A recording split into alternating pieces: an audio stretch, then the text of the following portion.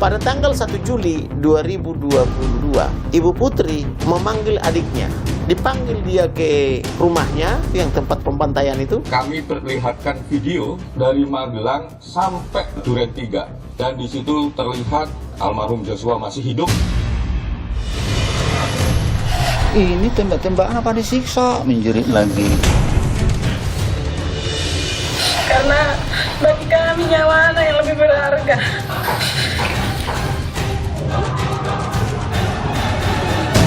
Bagi kami nyawa anak yang lebih berharga.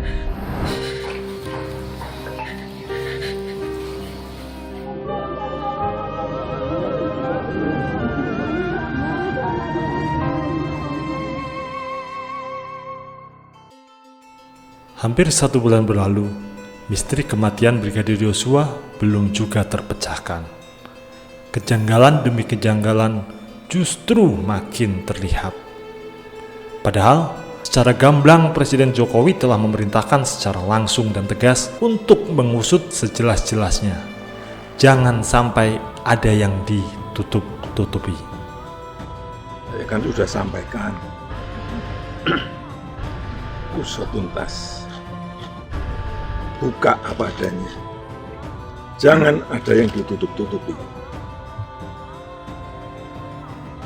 Kejanggalan pada bekas luka yang dialami oleh Brigadir J membuat pihak keluarga korban tidak percaya dengan apa yang telah disampaikan oleh kepolisian perihal kronologis kejadian. Hal ini membuat keluarga meminta untuk dilakukan otopsi ulang demi menguak fakta yang sebenarnya. Kita tidak tahu kebenarannya. Jangan-jangan jeroannya pun sudah tidak ada, dan kita nggak tahu. Jadi perlu otopsi ulang sama repertim ulang. Dari pihak pengacara apabila mau mengajukan ekshumasi, dari penyidik terbuka bahwa proses penyidikan ini akan dilakukan seterbuka mungkin, setransparan mungkin. Ini sesuai dengan komitmen Bapak Kapolri. Benar saja, setelah dilakukan otopsi ulang, hasilnya cukup mencengangkan.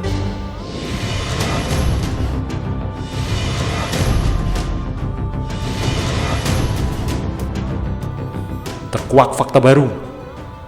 Bekas luka di wajah yang sebelumnya diberitakan karena serempetan peluru terbantahkan. Kita belum lihat, tetapi penjelasan dari penyidik yang dibilang sayatan itu adalah gesekan proyektil yang ditembakkan oleh Baradae ke J. Lalu apa sebenarnya terjadi? Benarkah karena serempetan proyektil?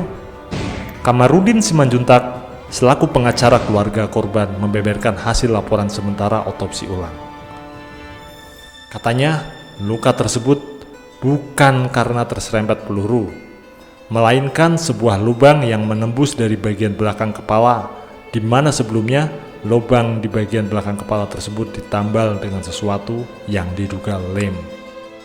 Itu akibat luka tembak dari belakang sejajar jebol ke hidung. Apakah itu menutupi atau tidak, saya nggak paham. Apa itu standar forensik atau tidak? Itu dilem di belakang. Itu diduga perbuatan yang pertama.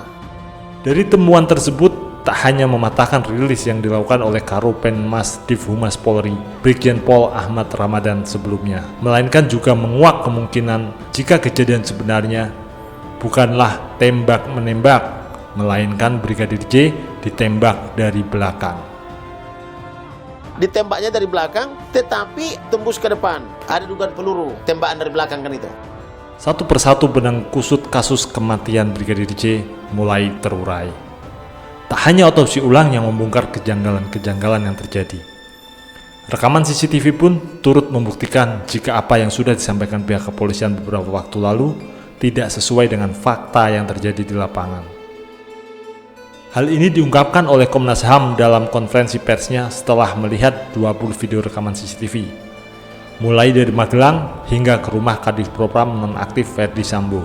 Dalam rekaman itu terlihat ada Irjen Ferdi Sambo dan beberapa orang lain termasuk Brigadir J di rumah pribadi Kadif Propam nonaktif tersebut. Kami tadi perlihatkan video, jumlahnya 20 video. Video memperlihatkan ada Irjen Sambo, ada Bu Putri, ada Joshua, terus ada rombongan yang lain dan semuanya dalam kondisi hidup dan sehat.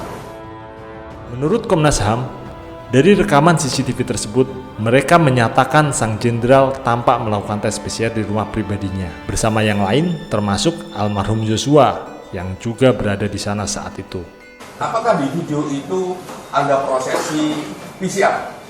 Ada prosesi PCR. Dalam video itu dengan ada jamnya, ada prosesi PCR di situ. Siapa saja yang di PCR, semua termasuk almarhum Joshua. Temuan Komnas HAM ini tentu saja membantah apa yang dirilis kepolisian sebelumnya, di mana mereka menyebut pada saat kejadian Irjen Pol Verdi Sambo sedang melakukan tes PCR di luar.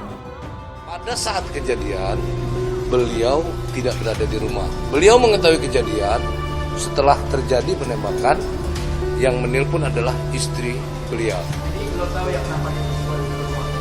Ya, tadi sudah bilang tes PCR. Kesimpang siuran informasi yang disampaikan membuat publik makin bertanya-tanya. Apakah yang sebenarnya terjadi? Benarkah kasus ini sengaja ada yang ditutup-tutupi? Simak terus perkembangan terkini kasus Brigadir J hanya di channel Redaksi Politik. Sampai jumpa di video berikutnya. Salam akal sehat.